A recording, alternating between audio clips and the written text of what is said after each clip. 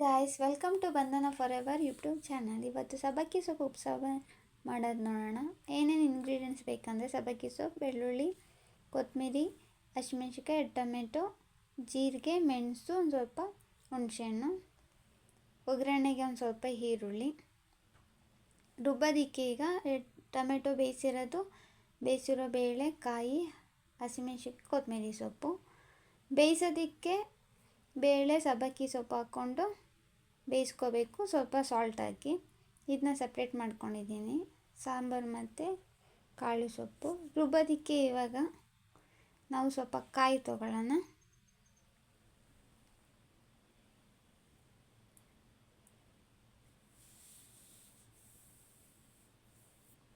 ಅದನ್ನು ಫಸ್ಟ್ ರುಬ್ಕೋಬೇಕು ಕಾಯಿನ.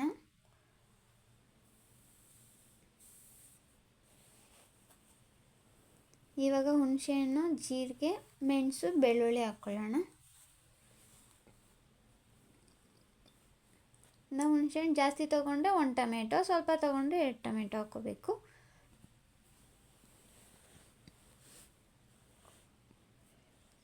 ಇದನ್ನು ರುಬ್ಕೊಳ್ಬೇಕಾದ್ರೆ ನೀರು ನಾವು ನಾರ್ಮಲ್ ವಾಟರ್ ತೊಗೋಬಾರ್ದು.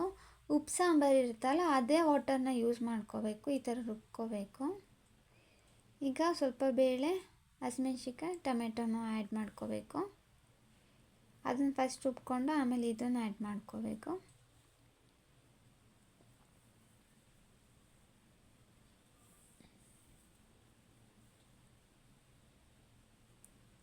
ಅದೇ ನೀರು ತೊಗೊಂಡು ನಾವು ರುಬ್ಕೊಂಡ್ರೆ ತುಂಬ ಚೆನ್ನಾಗಿರುತ್ತೆ ಟೇಸ್ಟು. ಈ ಥರ ನೀಟಾಗಿ ಪೇಸ್ಟ್ ಮಾಡ್ಕೋಬೇಕು ನುಣ್ಣಗೆ. ಇವಾಗ ಲಾಸ್ಟಲ್ಲಿ ಕೊತ್ತಂಬರಿ ಹಾಕ್ಕೊಂಡು ಸುಮ್ಮನೆ ಒಂದು ರೌಂಡ್ ಹಿಂಗೆ ಮಾಡಿ ಅಷ್ಟೇ. ಜಾಸ್ತಿ ಅದನ್ನು ರುಬ್ಕೊಳ್ಳೋದಕ್ಕೆ ಹೋಗಬೇಡಿ. ಸ್ವಲ್ಪ ಕೊತ್ತಂಬರಿ ಸೊಪ್ಪೆಲ್ಲ ಕಾಣಬೇಕು, ಆ ಥರ ಗ್ರೈಂಡ್ ಮಾಡ್ಕೊಳ್ಳಿ ಸಾಕು. ಈ ಥರ ಮಾಡ್ಕೊಳ್ಳಿ ಸಾಕು. ಈಗ ಒಂದು ಪಾತ್ರೆಗೆ ಎಣ್ಣೆ ಹಾಕ್ಕೊಳ್ಳೋಣ.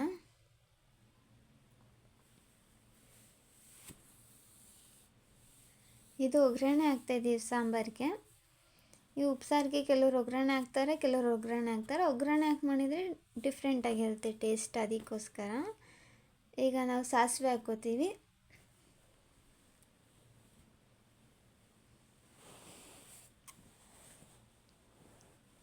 ಸಾಸಿವೆ ಎಲ್ಲ ಸಿಡಿಬೇಕು. ಸಿಡಿದ ಮೇಲೆ ಜೀರಿಗೆ ಹಾಕ್ಕೋಬೇಕು. ಈ ಥರ ನೀವು ಟ್ರೈ ಮಾಡಿ. ಎಲ್ಲರೂ ಬರೀ ನಾರ್ಮಲಾಗಿ ಉಪ್ಪು ಸಾಂಬಾರು ಮಾಡಿಬಿಟ್ಟು ತಿಂತಾರೆ. ಈ ಥರ ಮಾಡಿದ್ರೆ ಇನ್ನೂ ಡಿಫ್ರೆಂಟಾಗಿರುತ್ತೆ ಟೇಸ್ಟ್.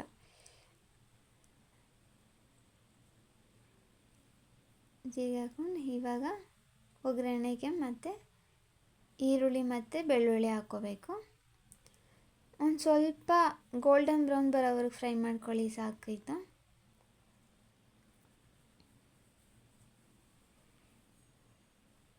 ಮತ್ತು ಸ್ವಲ್ಪ ಕರಿಬೇವು ಸೊಪ್ಪು ಹಾಕ್ಕೋಬೇಕು.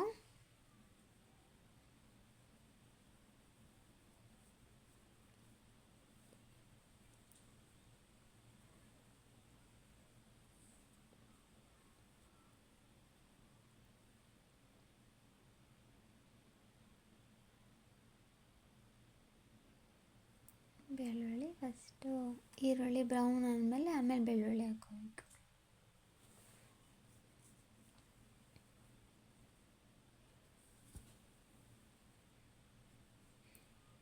ಇದು ಈ ಸಾಂಬಾರಿಗೆ ಮುದ್ದೆ ಮತ್ತು ರೈಸೆಲ್ಲ ತುಂಬ ಚೆನ್ನಾಗಿರುತ್ತೆ. ಇನ್ನು ತಿನ್ನಬೇಕು ಅನ್ನೋ ಥರ ಇರುತ್ತೆ ಇದು ಟೇಸ್ಟು. ಫ್ಲೇವರ್ ಎಲ್ಲ ಇರುತ್ತೆ. ಇವಾಗ ಇದು ನಾವು ಜೀರಿಗೆ ಎಲ್ಲ ಹಾಕಿದ್ದೀವಿ ಅಲ್ವಾ, ಅದು ಫ್ಲೇವರ್ ತುಂಬ ಚೆನ್ನಾಗಿರುತ್ತೆ ತಿನ್ನುವಾಗ.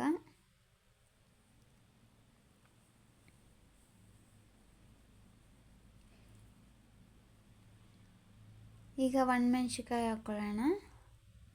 1-2 ಒಣಮೆಣ್ಸಿಕಾಯಿ.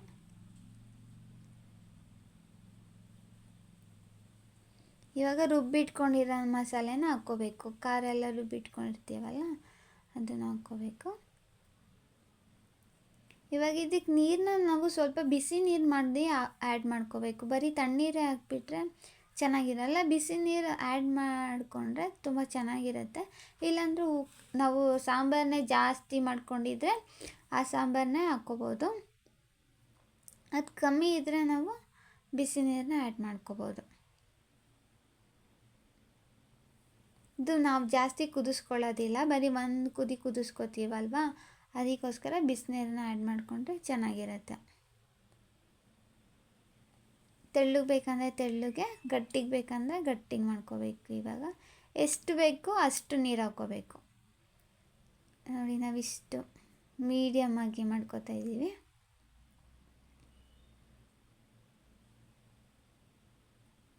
ಇವಾಗ ಪಲ್ಯ ಮಾಡ್ಕೊಳ್ಳೋದಕ್ಕೆ ಒಂದು ಬಾಣಲೆಗೆ ಎಣ್ಣೆ ಹಾಕ್ಕೋಬೇಕು.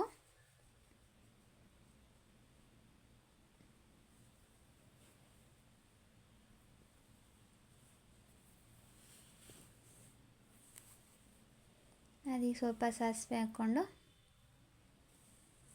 ಹಸಿಡಿದ ಮೇಲೆ ಈರುಳ್ಳಿನ ಆ್ಯಡ್ ಮಾಡ್ಕೋಬೇಕು.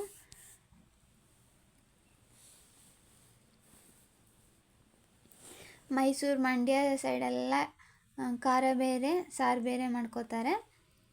ಬ್ಯಾಂಗ್ಳೂರು ಸೈಡೆಲ್ಲ ಜಾಸ್ತಿ ಹೀಗೆ ಮಾಡ್ತಾರೆ. ತುಂಬ ಚೆನ್ನಾಗಿರುತ್ತೆ ಇದು ಕೂಡ ಟೇಸ್ಟ್.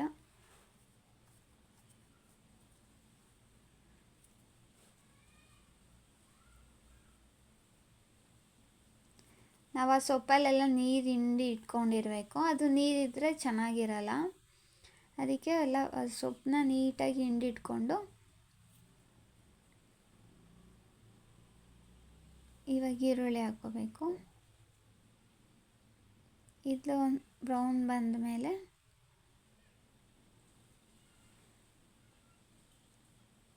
ಒಣಮೆಣ್ಸಿಕಾಯಿ, ಬೇಳೆ ಮೆಣಸಿಕಾಯಿ ಹಾಕ್ಕೋಬೇಕು. ಇವಾಗ ಸೊಪ್ಪನ್ನ ಆ್ಯಡ್ ಮಾಡ್ಕೋಬೇಕು. ಸೊಪ್ಪು ಬೇಳೆ ಸಪ್ರೇಟ್ ಮಾಡ್ತೀವಿ, ನೀರೆಲ್ಲ ಹಿಂಡ್ಕೋಬೇಕು. ಅದಕ್ಕೋಸ್ಕರ ಸೊಪ್ಪು ಫಸ್ಟ್ ಹಾಕ್ಕೊಂಡು ಫ್ರೈ ಮಾಡಿಕೊಂಡು ಆಮೇಲೆ ಬೇಳೆ ಆ್ಯಡ್ ಮಾಡ್ಕೋತೀವಿ.